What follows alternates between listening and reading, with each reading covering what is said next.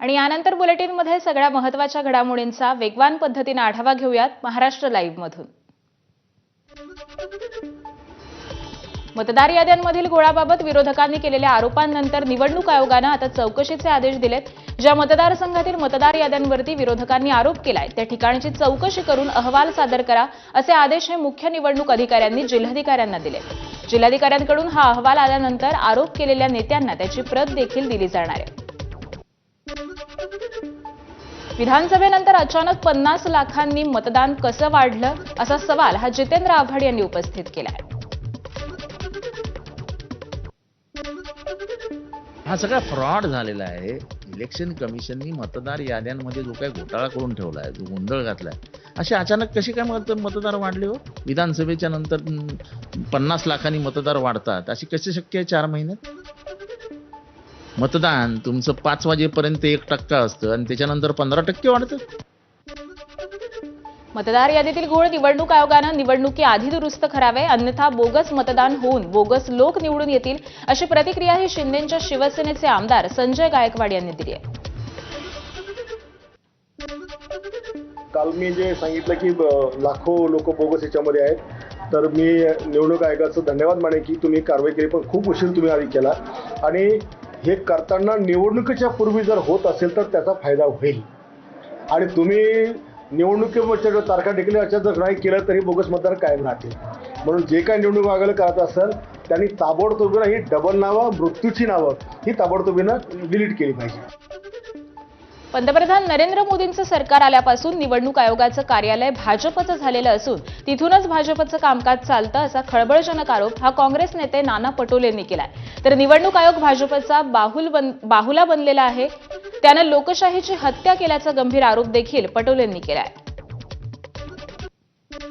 सातत्याने चुका करायच्या, लोकांनी मग त्याच्यात ऑब्जेक्शन घेतले की मग त्याच्यातलं सुधारणा करायची। निवडणूक आयोग हा ज्या पद्धतीनं भाजपचा बावला म्हणूनच ते काम करायचं असेल, हा लोकशाहीचं एक प्रकारचं खून करायचं काम ते करतात। या निवडणूक आयोगाने जेव्हाचं मोदीचं सरकार देशात आल्यानंतर आणि निवडणूक आयोगाचं भाजपचं कार्यालय झालेलं आहे। ठाणे महानगरपालिकेमध्ये ठाकरे आणि मनसे एकत्र लढणार आहे, खासदार संजय राऊतांनी अशी घोषणा केली आहे। तर ठाण्यामध्ये ठाकरे ठिकऱ्या उडवतील असा देखील इशारा संजय राऊतांनी दिलाय। 2 भाऊ एकत्र लढतील तेव्हा ताकद दिसेल असं संजय राऊत म्हणालेले आहेत। भाजपच्या अबकी बार 70ला देखील राऊतांनी प्रत्युत्तर दिलंय। 2 भावांचं अबकी बार 75 पार असं राऊत म्हणालेले आहेत। आम्ही आणि मनसे ठाण्यामध्ये लढणार आणि सत्तेवर येणार। आमचाही नारा 75 पार आहे। बोला, आमचाही नारा 75 पार, ते म्हणतात 70 पार, आमचा 75।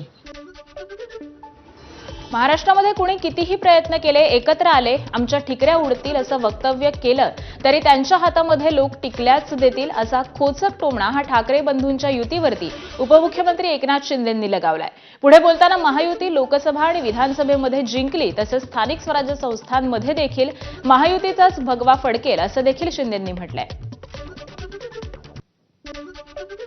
सगळ्या महाराष्ट्रामध्ये किती काही लोकांनी केलं, किती एकत्र आले, काही म्हटलं ठिकऱ्या उडतील, अमकं म्हटलं तमकं, ठीक आहे, हे काय फक्त त्यांच्या हातामध्ये लोक टिकल्या हातात देतील, बोलाची कडी आणि काय बोलाचाच भात आणि तोंडाची वाफ असा प्रकार आहे।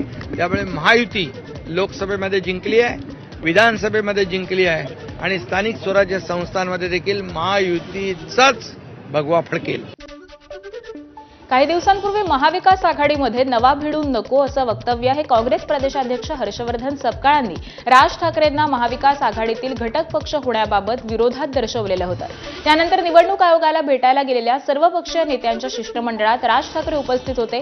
त्यामुळे राज ठाकरे महाविकास आघाडीमध्ये सहभागी होण्याबाबत तर्कवितर्क हे लढवले जात आहेत। अशातच आता काँग्रेसचे माजी प्रदेशाध्यक्ष नाना पटोले यांनी राज ठाकरेंबाबत एक मोठं वक्तव्य केलंय। महाविकास आघाडीचे नेते दिल्लीला प्रस्ताव पाठवतील आणि त्यानंतर राज ठाकरेंच्या समावेशाबाबत दिल्लीतील हायकमांड निर्णय घेईल असं नाना पटोले म्हणाले।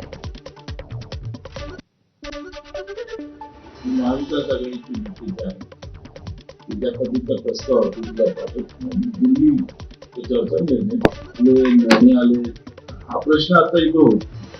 त्यामुळे जे काही हायकमांड निर्णय घेईल त्या निर्णयाला आम्ही लोक मान्यता देऊ. खासदार संजय राऊतांच्या वक्तव्यावरती शिंदेंच्या शिवसेनेचे नेते प्रताप सरनाईक यांनी जोरदार पलटवार केलाय. ठाकरेंच्या शिवसेनेला ठाणे महानगरपालिकेच्या नाही तर मेंटल हॉस्पिटलच्या जागा जिंकता येतील, कारण त्यांचं वास्तवाशी काही देणं घेणं नाही, अशी टीका ही प्रताप सरनाईकांनी केली आहे.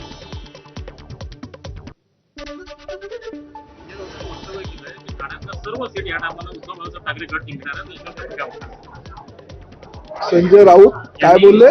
की ठाण्याचा सर्व सीट हे उद्धव गटात जिंकणार आहे. कुठल्या? ठाण्यात येणार आहे महाग. मेंटल हॉस्पिटल मधल्या? जरूर त्यांना ते स्वप्न पडत असतं रात्री. मेंटल हॉस्पिटल मधल्या जेवढ्या काही सीट आहेत त्या सगळ्या उभाटा गट जिंकणार आहे. वकील गुणरत्न सदावर्तेंनी राज ठाकरेंवरती टीका केली आहे. राजकीय क्षेत्रामध्ये राज ठाकरे नापास असल्याचं म्हणत सदावर्तेंनी राज ठाकरेंवरती टीका केली आहे.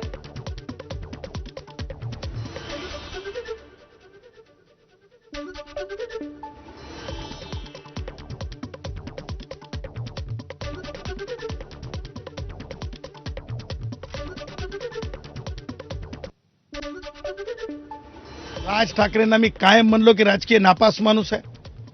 आणि आता 2 युती म्हणजे ते आमच्याकडे माहित आहे का तुम्हाला, जुन्या काळामध्ये बोर्डामध्ये जर तुम्हाला 30 मार्क असले आणि 10 मार्क ग्रेस असायचा तर +5 करून त्याला बढतीच्या प्रयत्नात आहेत, राजकीय बढतीच्या प्रयत्नात आहेत. राज ठाकरे हे राजकीय दृष्ट्या म्हणतो माननीय उपमुख्यमंत्री अजितदादा पवार, यांच्या राजकीय दृष्ट्या पायाच्या धुळी एवढी लेवल आहे. राज ठाकरेंनी स्वतःच्या मर्यादेत आणि मला असं वाटतं मिमिक्री करून मतं मिळत नसतात, मिमिक्री करून लोकांना की ना गुदगुल्या केल्या जाऊ शकतात. राज ठाकरे मिमिक्री करके वोट नहीं मिलते भाई राज ठाकरे भाई, वोट नहीं मिलते मिमिक्री से, खाली लोगों को गुदगुलियां हो सकती है. आणि या बातम्यांसह बुलेटिनमध्ये एक छोटासा ब्रेक घेतोय. पाहत रहा एबीपी माझा.